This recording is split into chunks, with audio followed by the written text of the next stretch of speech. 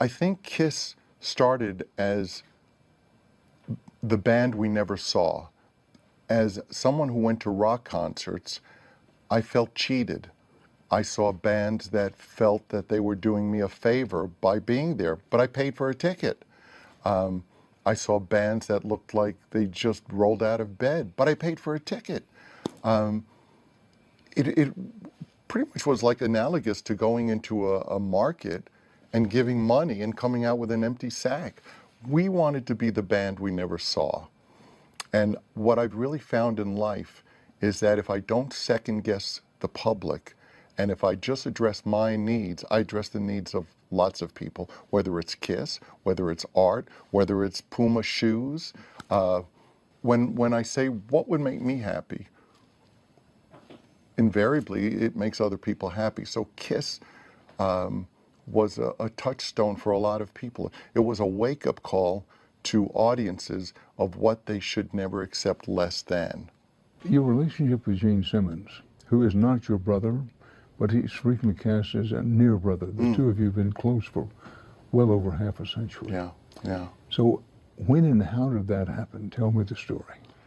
I was playing with a guitar player in Washington Heights, which is interestingly the neighborhood that I first grew up in. 211th Street and Broadway was where I was originally from.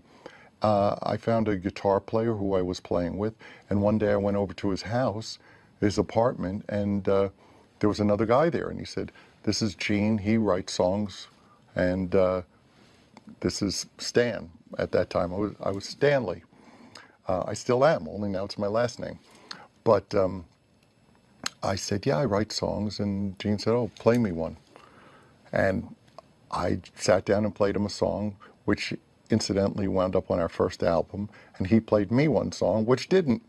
So I famously didn't take to him immediately, and when Steve, this other guitar player, said, "Why don't we have a band together?" I said, "Well, you can play with him, or you can play with me, but you're not going to play with us." Well, here we are 50 some odd years later, and I'm very fortunate to have been on that path with him.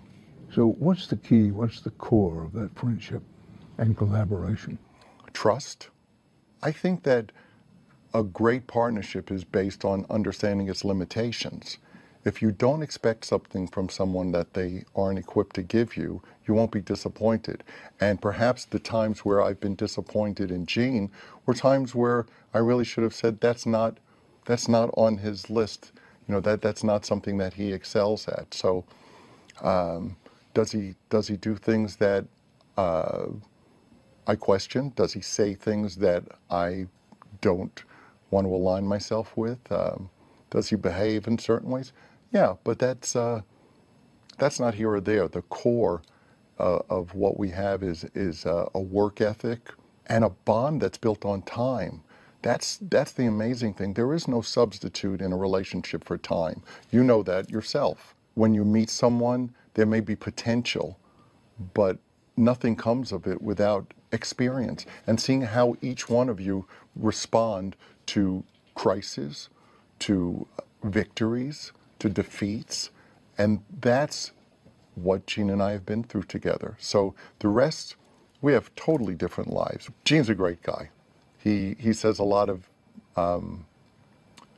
controversial things. I take things that he says with a grain of salt, and I think others should too. I have 4 amazing children who, there are times they must think I'm crazy, but I'll walk over to one of them and go, "I can't believe you're my child." So I'm blessed to have incredible children. I have a wife that for 16 years now has been there.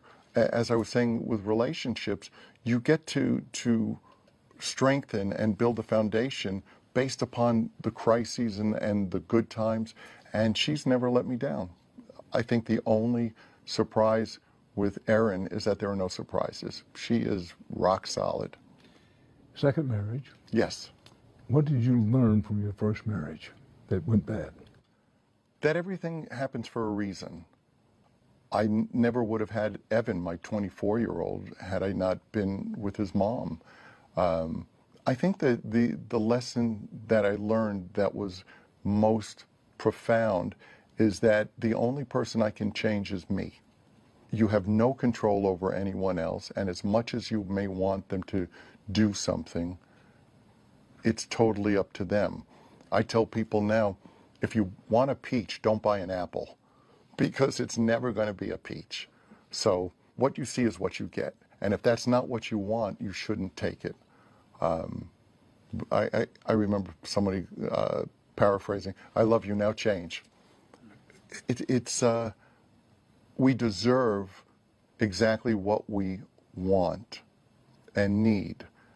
Perhaps there are times where I wanted things that really were not best for me. There is a difference between what you want and what you need. And as I got older, I think I've come more to terms with what I need. And sometimes you have to get things. I sound like Yoda, I'm sorry. But sometimes you have to attain things that you were chasing to realize that they're not what you need, whether it's fame or a marriage. Then you have to be strong enough to say, now what? What do I do now? If a divorce was to sour you on marriage, then the divorce won. A marriage that goes bad doesn't negate all that is wonderful about a marriage. It just means that you chose wrong or you made a mistake. You mentioned that you shouldn't want some things, but you do want some things. Brings me to a touchy area. In the world of rock and roll, you've never been into alcohol, never been into hard drugs. But, how does one say this gently? You had an eye for a well-turned ankle. Yes, yes. Now, was that a weakness? If it is, it was glorious. I don't know that that's a weakness. I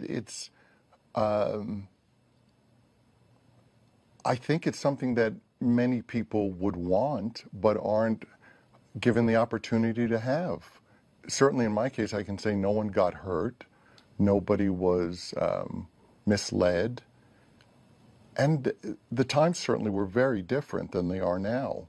I'm really glad that I got to experience that, because there are, I think, a lot of people who walk around wondering about opportunities they missed, or maybe I should have been with this person or done this or that. I have no woulda, shouldas. No woulda, shoulda, could, maybe I should have done this. I've lived a life where I can say I really haven't given up anything that I didn't elect to do. So as far as relationships, yeah, they certainly were there, and I had a great time, and that got me here too. I don't think we can ever negate that we could never be where we are without everything that we did before.